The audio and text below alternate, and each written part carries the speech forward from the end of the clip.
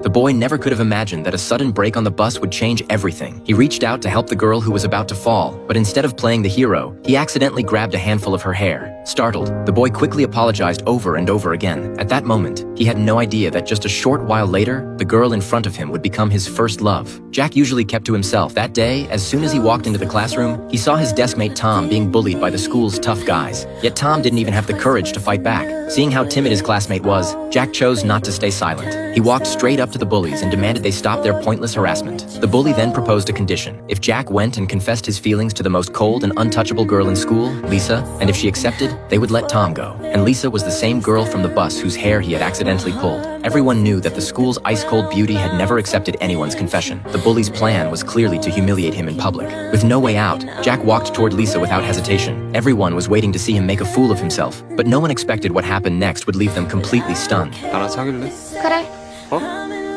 No one could believe it. The untouchable school beauty actually said yes to Jack's confession. The boys were left speechless. As for Jack, he stood there frozen in shock. What surprised him even more was that after school, Lisa actually came to find him. She called him her boyfriend right away. Honest by nature, Jack couldn't bring himself to hide the truth about the bet. He confessed everything about why he had asked her out. Surprisingly, Lisa didn't get angry. She simply said she just wanted to try something new. Then she laid out 3 rules for their relationship. They would keep conversations brief while at school, save all real communication for after school, and neither of them was allowed to develop real feelings.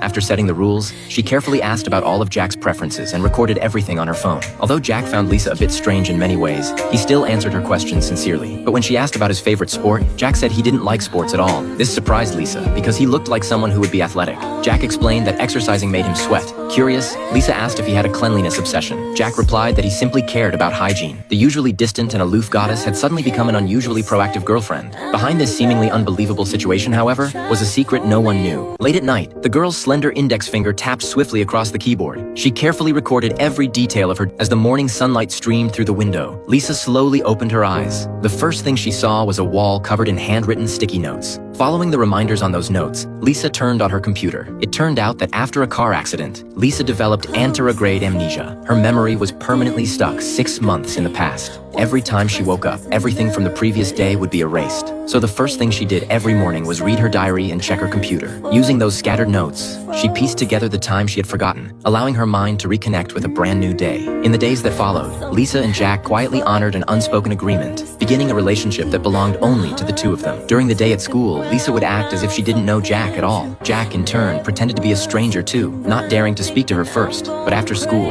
Lisa would run toward him with a bright smile, as if nothing had ever changed. They would go to the mall to play claw machines, laughing freely at the dance arcade games. They would sit in a convenience store, eating spicy noodles together. She would watch the shy boy avoid the camera with a flushed face, yet still sing her favorite song all the way through, seriously and earnestly. Those small but vivid moments were carefully treasured by Lisa, and every night before going to sleep, she would sit at her computer and type out everything her boyfriend had said and done that day. Like any other couple in the vibrant early summer, they wove the purest kind of youthful love into every moment they spent together. But behind all that sweetness, there was always a pair of watchful, cautious eyes. As the only person their age who knew about Lisa's memory loss, Anna had never supported her relationship. And when it came to this unfamiliar boy, she was filled with doubt and resistance. 왜? 그만둬. 뭘 그만둬? 서윤이랑 사귀는 거 그만해줬으면 좋겠어. 왜? 너 서윤이 좋아하지도 않잖아. 그걸 네가 어떻게 알아? 너 서윤이랑 인사도 한 번 해본 적 없잖아. 궁금해.